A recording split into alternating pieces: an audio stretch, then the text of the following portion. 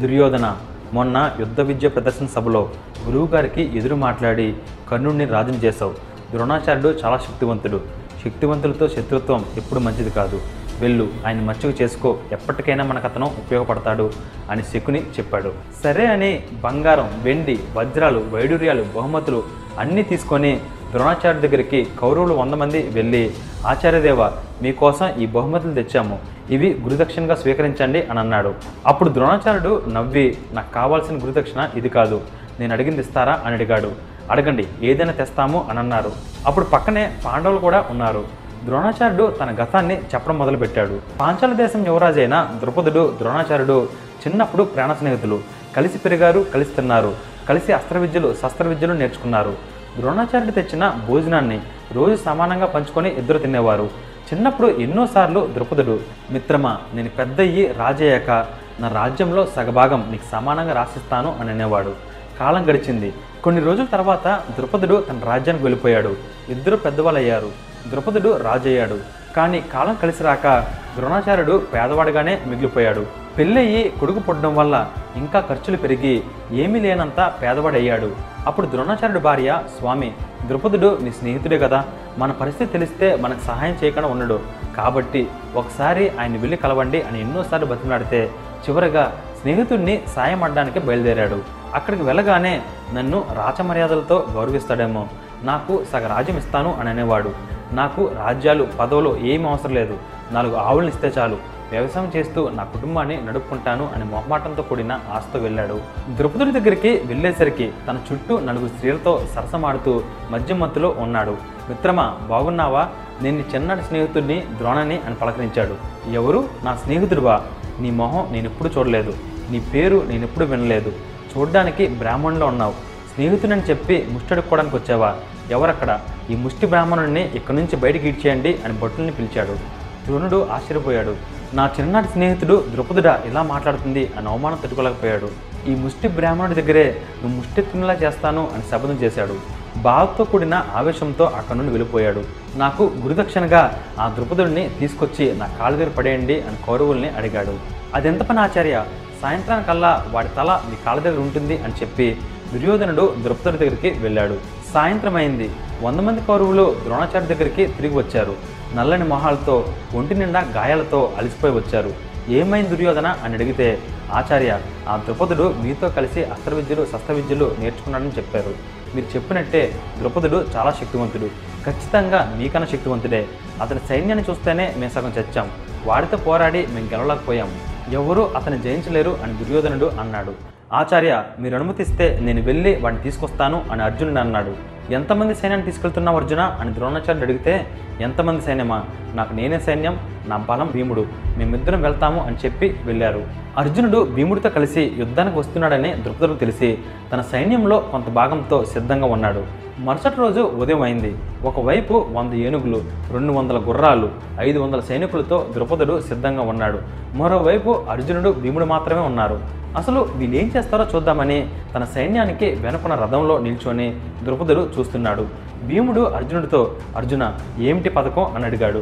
పథకం లేదు, ఏమీ లేదు, నీకు ఇష్టమైన ఆట కొండని పిండి చేయడం, ముందు వెనక చూడక కేవలం ఆ 100 ఏనుగుల్ని నువ్వు చూసుకో, నీకు దారి ఏర్పరిచి నీకు అడ్డు లేకుండా నేను చూసుకుంటాను, అది కూడా నిల్చున్న ప్రదేశం నుండి ఒక్కడికి కూడా పక్క కదలకుండా, నువ్వు విజృంభించి భీమా అని అనగానే భీముడు హల్క్లాగా తన గుండెల్ని చరిచి గద పట్టుకొని పరిగెత్తడం మొదలెట్టాడు. అర్జునుడు తన విల్లు తీసుకొని ఎక్కుపెట్టి భీముడికి ఏ గుర్రం కానీ, ఏ సైనికుడు కానీ కనీసం భీముడికి 10 అడుగుల దగ్గరికి కూడా రానియకుండా తన బాణాలతో అడ్డుకుంటున్నాడు. భీముడు వెళ్ళే దారిలో ఎవరు అడ్డు రాలేకపోతున్నారు. భీముడు పరిగెత్తి ఒక్కసారిగా పైకెగిరి తన గదతో మదమెక్కిన ఏనుగు కుంభస్థలం పైన గట్టి కొట్టాడు. ఒక్కటంటే ఒక్క దెబ్బకే అంతటి ఏనుగు తల పగిలి క్షణంలో చచ్చింది. భీముడు చుట్టూ ఏనుగుల సైన్యం చుట్టుముట్టింది. ఒక్కో ఏనుగుని ఒక్కో గద దెబ్బతో తల పగలగొడుతున్నాడు. ఆ సన్నివేశం ఎలా కనబడుతుందంటే, ఒక అగ్నిపర్వతం వేడెక్కి ఒక్కసారిగా పెళితే అందులో నుండి ఎర్రని లావా ఎలా పైకి తన్నుతుందో అలా ఏనుగు తలలో పగులుతున్నప్పుడు రక్తం పైకి చిమ్ముతుంది. అర్జునుడు అక్కడున్న సైనికుల్ని, గుర్రాల్ని తన బాణాలతో మట్టుపెడుతున్నాడు. ఈ ఏనుగుల సంగతి భీముడు చూసుకుంటున్నాడు. అది చూసిన ద్రుపదుడు, ఇక నేను రంగంలోకి దిగాల్సిందే అని అర్జునుడిపైకి అస్త్రాలు వేయడం మొదలుపెట్టాడు. యుద్ధ భూమిలో సైన్యం పని భీముడు చూసుకుంటున్నాడు. ద్రౌపదుడితో అస్త్రాల యుద్ధం అర్జునుడు చేస్తున్నాడు. ద్రౌపదుడు తక్కువడేం కాదు, తను వేసిన అస్త్రం వల్ల అర్జునుడి ధనస్సు విరిగిపోయింది. ఇక ఇలా కాదని ఇద్దరు ద్వంద్వ యుద్ధానికి రెడీ అయ్యారు. ఫ్రెండ్స్, ఒక మోస్ట్ ఇంట్రెస్టింగ్ కథ చదివితే చాలు అది ఒక మనిషి జీవితాన్నే మార్చేస్తుందంటే మీరు నమ్ముతారా? కేవలం ఆ కథ మీ పిల్లలకి చదివి వినిపిస్తే చాలు వాళ్ళ జీవితానికి కావాల్సిన విలువలు నేర్చుకుంటారు అంటే మీరు నమ్ముతారా?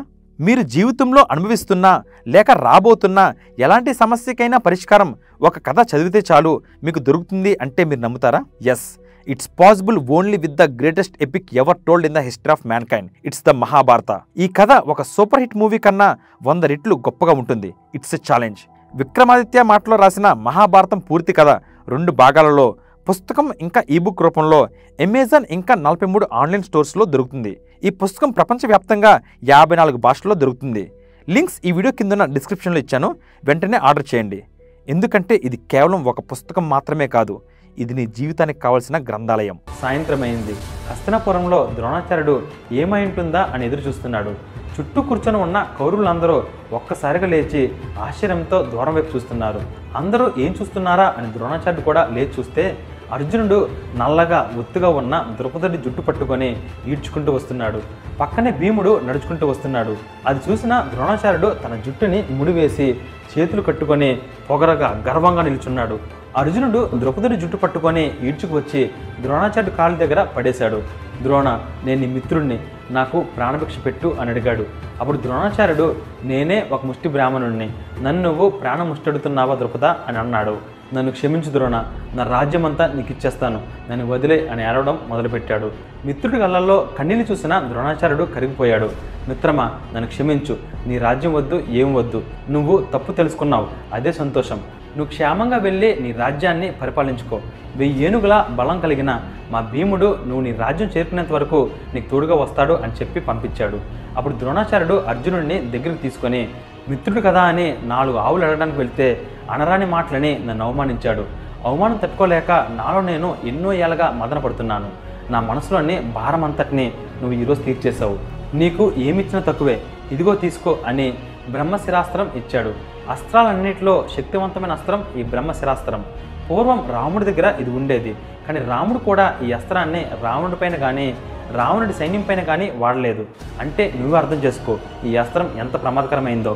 ఎంతో ఆపద సమయంలో తప్ప దీన్ని వాడద్దు అని మాట తీసుకొని ఆ అస్త్రాన్ని అర్జునుడికి ఇచ్చాడు. అది చూసిన దుర్యోధనుడికి మళ్ళీ భయం మొదలైంది. శత్రువు తన ముందే మరింత బలంగా తయారవుతున్నాడు. అదే విషయాన్ని కోటకొచ్చి శకునితో చెప్పాడు. అప్పుడు శకుని, దుర్యోధన, రాజనీతి ఏంటంటే మన శత్రువు బలవంతుడు అవుతున్నాడు అని తెలిసినప్పుడు తనకి పూర్తి బలం రాకముందే వాడిని ధర్మమో అధర్మమో వెన్నుపోటు పడిచైనా నాశనం చేయాలి. అంతేగాని శత్రువు పూర్తి బలవంతుడయ్యాక వాడితో ధర్మంగానే యుద్ధం చేస్తాను అని అంటే నీ నాశనం నువ్వే కొని తెచ్చుకున్నట్టు. కాబట్టి ఇక ఆలస్యం చేయకు దుర్యోధన అని అన్నాడు. అప్పుడు దుర్యోధనుడు తన తండ్రి అయిన ధృతరాష్ట్రుడి దగ్గరికి వచ్చి కన్నీళ్ళు పెట్టుకొని, నాన్న, చిన్నప్పటి నుండి పాండవులు అడవిలోనే పెరుగుతున్నారు కాబట్టి హస్తినాపురానికి నేనే రాజునవుతాను అని అనుకున్నాను. కానీ ఇప్పుడు అందరూ ధర్మరాజు రాజు అవుతాడు అని అంటున్నారు. నువ్వు ధర్మరాజునే రాజుని చేస్తావా? నిజంగా నేను ధర్మరాజు కన్నా రాజు అవడానికి సరిరానా అని అడిగాడు. అప్పుడు ధృతరాష్ట్రుడు, ధర్మరాజుకి నువ్వు సరిరాక కాదు, నీకు కాలం కలిసి రాక ఇలా బాధపడాల్సి వస్తుంది. ఎప్పటికైనా హస్తినాపురానికి నువ్వే రాజువి. నేను తొందరపడి ఏదైనా చేసి పాండవుల్ని చంపేస్తే చరిత్ర మన వంశాన్ని చాలా హీనంగా గుర్తుపెట్టుకుంటుంది. ఏది చేసినా తెలుగుగా చేయాలి, పని జరగాలి, కానీ చేతికి మాత్రం మట్టి అంటకూడదు. నేను కాలం కోసం ఎదురు చూస్తున్నాను అని అన్నాడు. ఇక దుర్యోధనుడికి ఎంతో ఆనందం వేసింది. తండ్రి కూడా నా వైపే ఉన్నాడు అని అనుకున్నాడు. నాన్న, ఇక్కడుంటే వాళ్ళని మనం ఏమీ చేయలేం. ఏదో ఒక వంకతో మీరు వాళ్ళని కొన్ని రోజులు మన రాజ్యం నుండి బయటకు పంపించండి, మిగిలినవన్నీ నేను చూసుకుంటాను అని అన్నాడు. మరుసటి రోజు ఉదయం ధృతరాష్ట్రుడు పాండవులను పిలిచి, ధర్మరాజు, రేపు నువ్వు రాజు అవ్వాల్సిన వాడివి. రాజుకు ఉండాల్సిన మొదటి లక్షణం తన రాజ్యంలో ప్రజలు ఎలా ఉన్నారో తెలుసుకోవడం. కాబట్టి కొన్ని రోజులు ప్రజలతో కలిసి జీవించు. కొన్ని నెలల్లో వారణాసిలో మహాశివోత్సవం జరగబోతుంది. ఆ ఉత్సవం అయ్యాక నీకు రాజుగా పట్టాభిషేకం చేస్తాను. అప్పటి వరకు మీరు వారణాసిలో ఉండండి. అక్కడ మీకు ఒక అద్భుతమైన మందిరాన్ని నిర్మిస్తాను అని చెప్పాడు. సరే అని ధర్మరాజు దానికి ఒప్పుకొని వారణాసికి వెళ్ళడానికి సిద్ధమయ్యారు. వీరు వెళ్లే లోపల కేవలం 12 రోజుల్లోనే పురోచనుడు ఒక అద్భుతమైన మందిరాన్ని నిర్మించాడు. పాండవులు కుంతితో బయలుదేరే ముందు విదురుడు వాళ్ళకు ఒక మాట చెప్పాడు. అదేంటంటే, ఒక ఎలుక పిల్లి నుండి తప్పించుకోవడం సులభం, పుల్లి నుండి తప్పించుకోవడం కూడా సులభమే, ఏనుగును కూడా అది తప్పించుకోగలదు, కానీ దాని గూడు చుట్టూ నిప్పు పెడితే లోపలది కాలి మాడిపోతుంది. నిప్పుని తప్పించుకోవడం చాలా కష్టం అని చెప్పాడు. ఆ మాటకు అర్థం ఏంటో వాళ్ళకప్పుడు అర్థం కాలేదు. పాండవులు కుంతితో కలిసి వారణాసికి వెళ్ళారు. పురోచనుడు కట్టిన మందిరాన్ని చూసి ఆశ్చర్యపోయారు. అది అత్యంత అందంగా ఎన్నో రంగుల పెయింటింగ్స్తో మనసుకి ఎంతో హాయి అనిపించే పెర్ఫ్యూమ్స్ చల్లి తయారు చేశారు. ఒకరోజు అర్జునుడు ఆ మందిరం యొక్క పై భాగాన వేగంగా నడుస్తుంటే తన కాలు తగిలి ఆ ప్రదేశంలో ఫెన్సింగ్గా వేసిన గోడల నుండి ఒక మొక్క ఊడిపోయింది. అంత తేలిగ్గా ఎలా ఊడిపోయిందబ్బా అని అర్జునుడు దాని పైకెత్తి చూస్తే ఆ మొక్క కమ్మగా గుమగుమలాడే నెయ్యి కర్పూరం వాసన వస్తుంది. ఈ చెక్కకి ఇంతటి వాసన ఎందుకు వస్తుంది అని చూస్తే అది అసలు చెక్కే కాదు, లక్క. లక్క అంటే సీలు వేస్తారు కదా, అది పెట్రోల్ లాగా చాలా ఫ్లేమబుల్. అప్పుడు అర్జునుడికి అర్థమైంది ఈ మందిరం అంతా వెంటనే నిప్పంటుకునే పదార్థాలైన లక్క, నెయ్యి, కర్పూరంతో నిర్మించారని. ఇది లక్క అని తెలియకుండా ఉండడానికి మందిరం చుట్టూ రంగులు వేశారు. నెయ్యి, కర్పూరం వాసన రాకుండా సుగంధ ద్రవ్యాలు మందిరం అంతా చల్లారు. వీరు బయలుదేరుతున్నప్పుడు విదురుడు చెప్పిన మాటలున్న అర్థం ఇప్పుడు అర్జునుడికి అర్థమైంది. ఫ్రెండ్స్, నెక్స్ట్ ఎపిసోడ్లో కంటెంట్ వేరే లెవెల్లో ఉంటుంది. Don't miss it. మళ్ళీ నెక్స్ట్ సాటర్డే సేమ్ టైంకి కలుసుకుందాం. నేను రాసిన మహాభారత పుస్తకాన్ని ఇప్పుడే ఆర్డర్ చేయండి. లింక్స్ ఈ వీడియో కింద ఉన్న డిస్క్రిప్షన్లో ఇచ్చాను. అలాగే ఇప్పటి వరకు నా ఛానల్ని మీరు సబ్స్క్రైబ్ చేసుకుని ఉండకపోతే వెంటనే సబ్స్క్రైబ్ చేసుకోండి. Till then take care. Bye.